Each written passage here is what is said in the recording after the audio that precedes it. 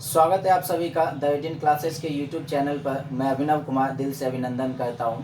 अब हम लोग कंपाउंड इंटरेस्ट के सीरीज को और आगे बढ़ाते हैं, टाइप को आगे बढ़ाते हैं। और हमारा टाइप क्या, आज का जो टाइप है ना, आज हम लोग कुछ बेसिक टाइप को करेंगे। बेसिक में ही क्या होगा ना, उसमें लेवल उसका ऊपर रहेगा। तो सबसे पहला सवाल ये आपका है, इस सवाल को आप लोग सही तरीके से पढ़ो, सवाल में दिया क्या है वो समझो और हमसे पूछा क्या गया वो समझो। अब इसके बाद देखेंगे इसमें तरीका क्या लगेगा। जैसे हमारा ये सवाल है ना, एक व्यक्ति ने 3 वर्ष की अवधि के लिए 12.5% की दर पर 6400 राशि का निवेश किया, तो 2.4/9 वर्ष बाद उसे कितना ब्याज मिलेगा। सवाल में देखो क्या क्या दिया ना, हमारे पास समय 3 साल, ये कह रहा है कि 6400 की राशि 3 वर्ष के लिए लगाया है 12.5% की दर से।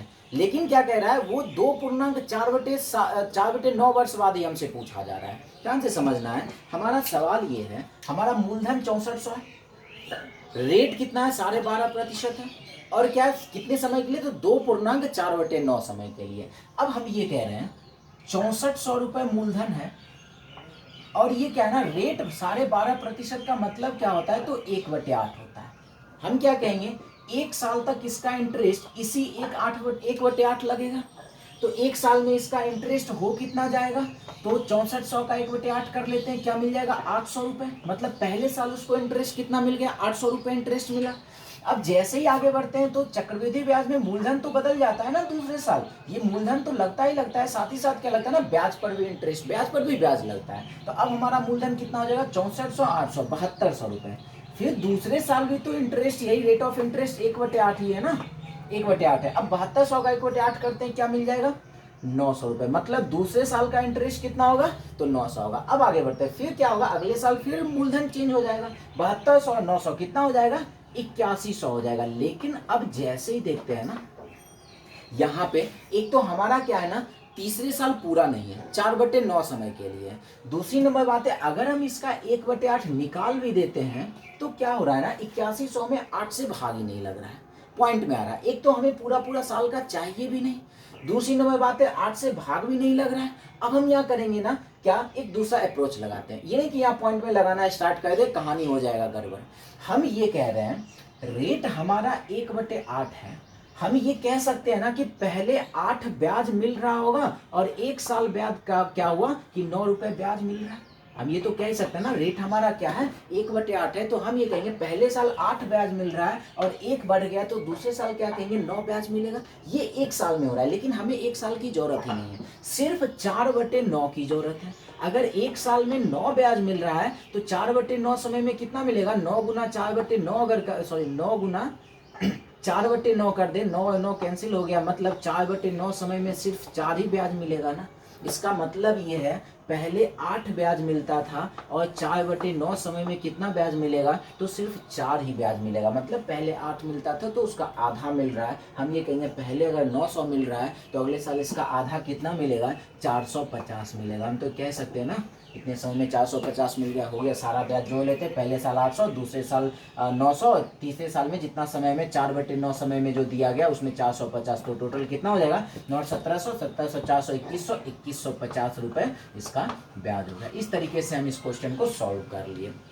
क्वेश्चन का जो प्रोसेस होता है ना, वो डिपेंड करता है क्वेश्चन के डाटा पे, उसको किस हिसाब से लेकर चलेंगे और हमारा आंसर आ जाएगा। जैसे अब हमारा ये सवाल है सेकंड क्वेश्चन, इसको आप लोग देख सकते हो, ये कैसा सवाल है, टाइप वही है। अब प्रोसेस देखेंगे कैसा लगेगा।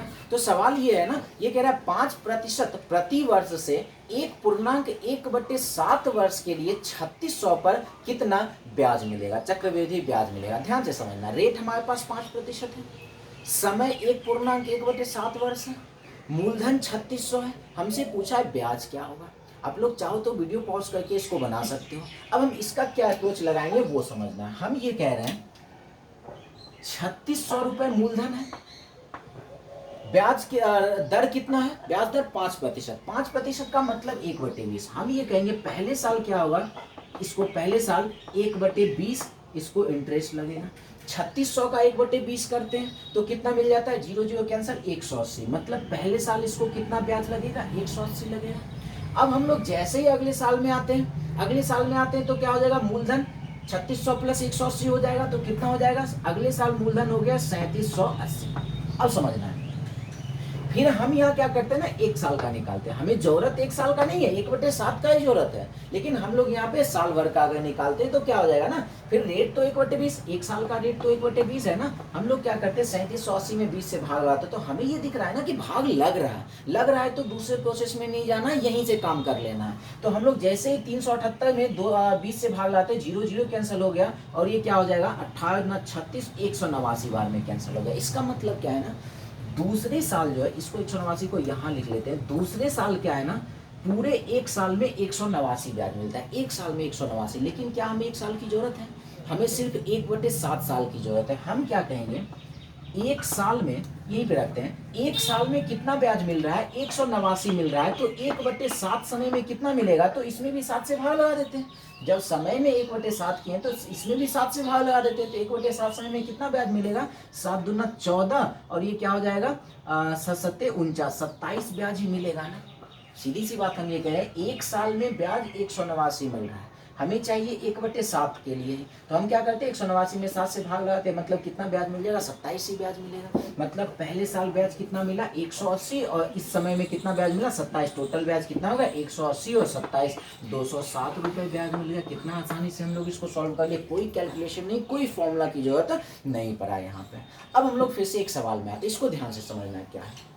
सवाल में क्या है, 2.2/3 वर्ष के लिए 15% की दर से 2000 की राशि पर चक्रवृद्धि ब्याज क्या होगा यदि ब्याज वार्षिक दर पर मिलती है। सवाल फिर से वही है, टाइम हमारे पास 2.2/3 वर्ष दे दिया है, रेट 15% दे दिया है, और क्या कहा है कि 2000 की राशि पर, मूलधन 2000 है, तो हमसे पूछा है चक्रवृद्धि ब्याज क्या होगा, ब्याज दर वार्षिक है। अब हम लोग फिर से इस पे काम करते हैं, वैसे ही काम करेंगे, आगे बढ़ते हैं, इसी तरीके से लेकर बढ़ते हैं। हमारा मूलधन क्या है, हमारा मूलधन है 2000 रुपये। ध्यान से समझते जाना है हम क्या कह रहे हैं, हमारा मूलधन क्या है तो 2000 है। इस पर 1 साल तक रेट क्या चलेगा, 1 साल तक इस पर रेट 15%। 15% का मतलब क्या होता है, 15% का फ्रैक्शन वैल्यू 3/20, मतलब 1 साल तक रेट यही 3/20 चलेगा। अगर हम इसको सॉल्व करते हैं तो क्या मिल जाएगा, 20 से ये कैंसिल हो जाएगा 100, और ये हो जाएगा कितने बार में कैंसिल, रेट कितना है तो 15% ही है ना, 15%, तो ये 20 से ये कैंसिल हो गया 100 बार में, 100 से ये कैंसिल हो गया कितने बार में 300 बार में, 300 नहीं 900 हो जाए ना, 300 तो यही आ रहा है, 900 बार में ये कैंसिल हो जाए, 900 पूरा पूरा आ रहा है। ये हो गया पहले साल का। अब आगे बढ़ते हैं, अब हमारा क्या हो जाएगा, इस सवाल में क्या है ना, हमने गलती से 20,000 लेना था, हमने क्या कर दिया 2000 ले लिया, गलती थोड़ा सा हो गया। हम यहाँ पे क्या करते हैं ना 20, आपके सवाल में 20,000 दिख भी रहा होगा, यहाँ पे हमारा क्या है 20,000 है, इसलिए थोड़ा सा मिस्टेक हो जा रहा था, तो ये 20,000 है। हम क्या कर रहे हैं 20,000 रुपए पर 1 साल की दर से 3/20 का कितना इंटरेस्ट होगा, तो 20,000 का 3/20 कर देते हैं, तो क्या मिल जाएगा 20 से ये 1000 बार में कट गया, और ये क्या आ जाएगा 3000, मतलब पहले साल इंटरेस्ट कितना मिल गया 3000 इंटरेस्ट मिल गया। अब आगे बढ़ते हैं, अगले साल मूलधन बदल जाएगा 20,000 और 3000, अब मूलधन कितना हो जाएगा 23,000 मूलधन हो जाएगा। फिर से इसका क्या करते हैं तो 3/20 निकाल लेते हैं, इसका 3/20 निकालते हैं, देखते हैं क्या मिल जाएगा। इसका 3/20 क्या हो जाएगा, तो ये हो जाएगा हमारा कितना, ये कैंसिल हो जाएगा कितने बार में, 1 0 1 0 कैंसिल हो गया, 11 दूना 22, और ये हो गया 1150 बार में। 1150 को क्या करते हैं 3 से गुना कर लेते हैं, 5 से 15 का 5, बाकी 1, और 33 से 34। अगले साल कितना इंटरेस्ट मिल जाएगा तो 3450 इंटरेस्ट मिल जाएगा। हम इसमें सिर्फ 3/20 से इसमें मल्टीप्लाई कर लिए हैं, तो 3450 आ जाएगा। अब जैसे ही अगले साल हम लोग बढ़ते हैं, मूलधन तो फिर से चेंज हो जाएगा ना, 23,000 और 3,000, 26,000, 26,450। अब हमारा मूलधन क्या हो जाएगा तो 26,450 हो जाएगा। अब यहाँ पे समझना है, अब यहाँ समझना है, फिर से अगर हम लोग 3/20 करते हैं ना, 3/20 करते हैं तो इसमें 3/20 से मल्टीप्लाई करने में पूरा पूरा डिवाइड नहीं हो रहा है। अब फिर से क्या करना, डिवाइड नहीं हो रहा है, तो अब यहाँ पे कुछ और लॉजिक सोचना पड़ेगा। अब एक बात बताना है हमें, क्या है ना, रेट हमारा 15% है, वो 15% क्या है पूरा का पूरा 1 साल का, मतलब 12 महीने का रेट कितना है, तो 12 महीने का रेट है 15%, यही सकते हैं ना। रेट हमारा क्या है 15% की दर से, हम ये कह सकते हैं रेट हमारा क्या है 1 साल में 15% लगता है, मतलब 12 महीने में अगर 15% लगता है तो हमें कितने साल की जरूरत है, या फिर हम ऐसे भी कह सकते हैं हाँ, और हमारा है कितना 2/3 वर्ष। तो हम क्या करते हैं यहाँ पे 2/3 2/3 का मतलब कितना महीना होता है, या फिर यही करते हैं ना, एक साल में कितना ब्याज मिल रहा है, एक साल में एक साल का रेट है 15%, तो 2/3 का कितना हो जाएगा, तो क्या करते हैं इस 15 में 2/3 से हम लोग क्या कर लेते हैं, गुना कर लेते हैं, क्या मिल जाएगा, इसका रेट मिल जाएगा हम लोग को 10%। मतलब तीसरे साल के लिए क्या किया ना हम लोग, तीसरे साल के लिए रेट को ही चेंज कर लिए। ये हमारा कहना था। एक साल का रेट कितना है, 15%।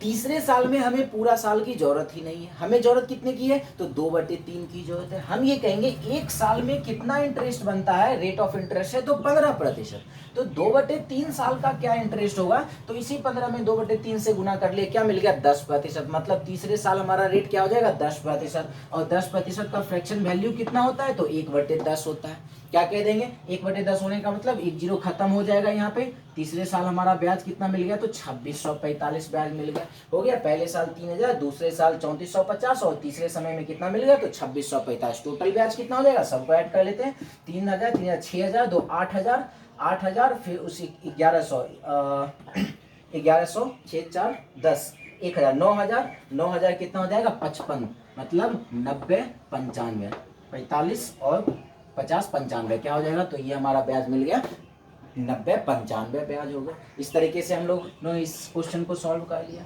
अब हम लोग आते हैं नेक्स्ट सवाल में। अब हमारा सवाल क्या है, इस सवाल को भी ध्यान से पढ़ना है, क्वेश्चन उसी तरीके से सॉल्व होगा। तो आप लोग तब तक इस सवाल को पढ़ो, वीडियो पॉज करके इसको बनाने की कोशिश भी कर सकते हो। सवाल बहुत ही मजेदार है, अगर इसको जनरल मेथड से हम लोग लेकर चलते हैं ना, बहुत ही ज़्यादा परेशानी होगी इसको सॉल्व करने में, कैलकुलेशन भी आ सकता है, लेकिन इस मेथड से अगर हम लोग चल रहे हैं तो कैलकुलेशन से भी हम लोग बच रहे हैं, और हमारा टाइम भी क्या हो रहा है, तो बच रहा है।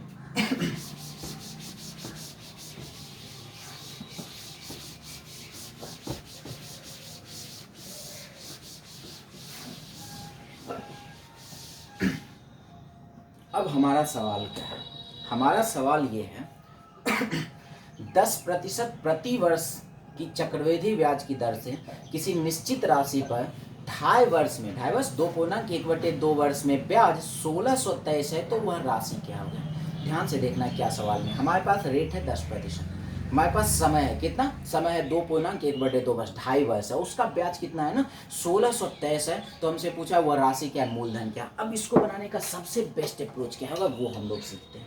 हम ये कह रहे हैं कि हमारा रेट है कितना 10% है, और कितने समय के लिए, 2.5 वर्ष के लिए।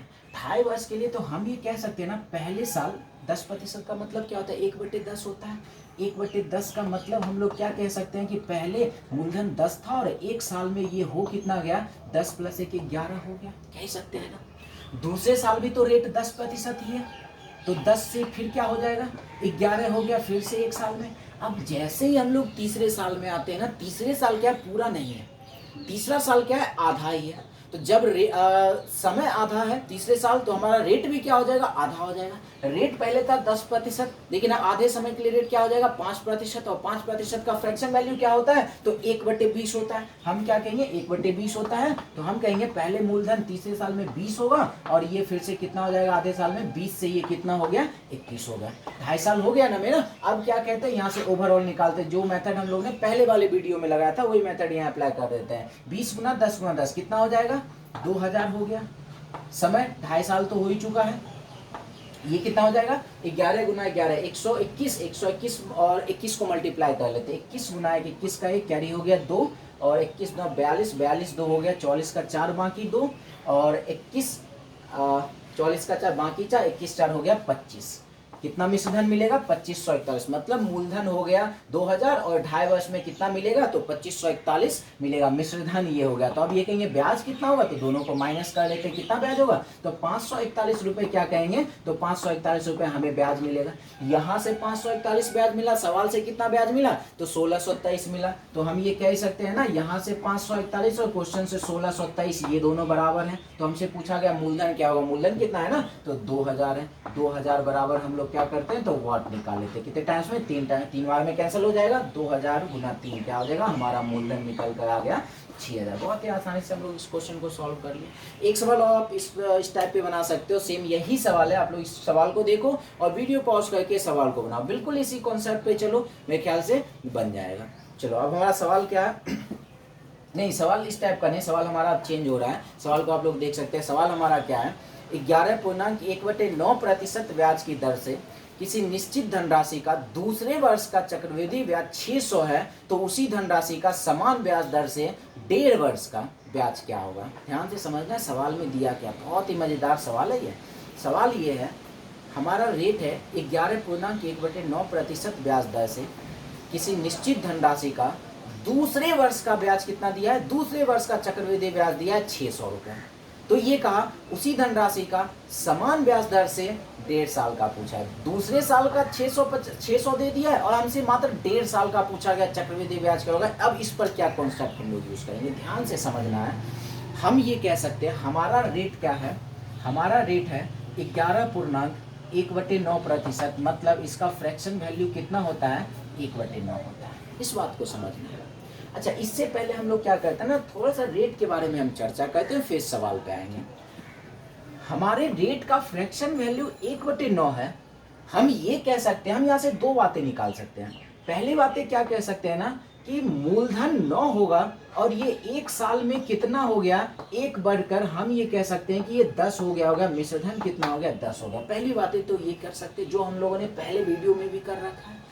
दूसरी बातें हम लोग ये कह सकते हैं कि पहले ब्याज क्या होगा, पहले ब्याज 9 होगा और 1 साल में क्या हुआ, 1 बढ़ गया, तो हम ये कहेंगे अगले साल ब्याज कितना होगा, तो 10 होगा। हम ये भी कह सकते हैं। इस रेट से हम ये कह सकते हैं दूसरी बातें कि पहले साल ब्याज कितना होगा, 9 होगा और दूसरे साल ब्याज कितना होगा, 1 बढ़कर दूसरे साल ब्याज हो गया 10। या तो हम सवाल में इसका यूज करेंगे या तो इसका यूज करेंगे। डाटा के हिसाब से यूज करना होता है, दोनों में से किसी एक का यूज करना होता है और डाटा के हिसाब से। अब हम लोग इस सवाल में आते हैं जो अभी हमारे सामने दिख रहा है। इस सवाल में क्या है ना, रेट हमारा क्या है, तो 11.1/9% है। मतलब इसका फ्रैक्शन वैल्यू कितना हो गया, 1/9 हो गया। तो हम ये कह ही सकते हैं ना कि पहले साल ब्याज कितना है, 9 है और दूसरे साल ब्याज कितना होगा, 1 बढ़कर कितना हो गया, 10 हो गया। कह सकते हैं ना, पहले साल ब्याज 9 है और दूसरे साल ब्याज कितना हो गया, 10 हो गया। अब यहाँ से दूसरे साल का ब्याज 10 है और हमारे सवाल से दूसरे साल का ब्याज कितना, 600 है। तो हम ये कह ही सकते हैं कि ये 10 किसके बराबर है, तो ये 10 बराबर है 600 के। कह सकते हैं ना। अब हमसे सवाल पूछा है कि 1.5 साल का ब्याज बताओ। ध्यान से समझना है, हमसे सिर्फ और सिर्फ 1.5 साल का ब्याज पूछा है। देखो, पहले साल का ब्याज 9 तो मिल ही रहा है ना, 1 साल पे ब्याज तो 9 मिल ही रहा है। आगे जब दूसरे साल में जाते हैं तो पूरे के पूरे 1 साल में 10 ब्याज मिल रहा है। लेकिन क्या हमें 1 साल की जरूरत है, आधे साल की जरूरत है। जब 1 साल में 10 मिल रहा है तो आधे साल में कितना मिलेगा, 5 ही ब्याज मिलेगा ना। मतलब अब दूसरे साल इसे 5 ही ब्याज मिलेगा, मतलब टोटल कितना ब्याज मिल गया, 14 ब्याज मिल गया। ये 10 बराबर है 600 के, तो 14 किसके बराबर होगा, तो इसको हम लोग सॉल्व करते हैं। 0 0 कैंसिल हो गया, 14 गुना 6 हो जाता है 84, 884 रुपये ब्याज मिलेगा। इतना आसानी से हम लोग क्वेश्चन सॉल्व कर लिए। अब आप लोग सेम इसी तरीके का ये सवाल है, आप लोग इसको वीडियो पॉज करके सॉल्व करो, बिल्कुल ये आसानी से सॉल्व हो जाएगा। हमारा सवाल क्या है, 14.2/7% की दर से किसी निश्चित धनराशि का दूसरे वर्ष का चक्रवृद्धि ब्याज 720 है, तो उसी धनराशि का समान ब्याज दर से 1.5 वर्ष का चक्रवृद्धि ब्याज क्या होगा। वही सवाल है ना। फिर से हम क्या करते हैं, हमारा रेट क्या है, 14.2/7%। इसका फ्रैक्शन वैल्यू क्या होता है, तो 1/7 होता है। 1/7 होता है, तो हम लोग क्या कह सकते हैं, 1/7 होने का मतलब ये है कि पहले साल ब्याज 7 होगा और दूसरे साल ब्याज कितना हो गया, 1 बढ़कर 8 हो गया। कह सकते हैं ना, पहले साल ब्याज 7 और दूसरे साल ब्याज क्या हो गया, 8 हो गया। अब यहाँ से दूसरे साल का ब्याज 8 है और हमारे सवाल से दूसरे साल का ब्याज कितना है, तो 720 है। हो गया। हमसे पूछा है 1.5 साल का ब्याज, वही सवाल है। ऐसा पहले साल इसको ब्याज 7 मिला है, दूसरे साल में जाते हैं तो पूरे साल में 8 रुपये ब्याज मिलता है, लेकिन हमें पूरे साल की जरूरत ही नहीं है, आधे साल की जरूरत है। पूरे साल में अगर 8 ब्याज मिला तो आधे साल में कितना मिलेगा, 4 ही ब्याज मिलेगा। तो टोटल ब्याज कितना मिल गया, 11 ब्याज मिल गया। अगर 8 बराबर है 720 के, तो 11 किसके बराबर है, 11 बराबर वाट कर लेते हैं, 11 नमा हो गया 72, और सॉरी 8 नमा हो गया 72, 11 गुना 9 कितना हो जाएगा, तो 990 रुपये इसका ब्याज मिल जाएगा 1.5 साल में। सवाल क्लियर है। तो आप लोग अगर समझ में नहीं आ रहा तो एक बार फिर से वीडियो पीछे करके आप लोग इसको देख सकते हैं, लेकिन मेरे ख्याल से लग रहा है कि एक ही बार में बातें समझ में आ गई होगी। तो विशेष आज के लिए हम लोग इतना ही रहने देते हैं, कल हम लोग नेक्स्ट टाइप के साथ मिलते हैं। आज के लिए बस इतना ही, धन्यवाद।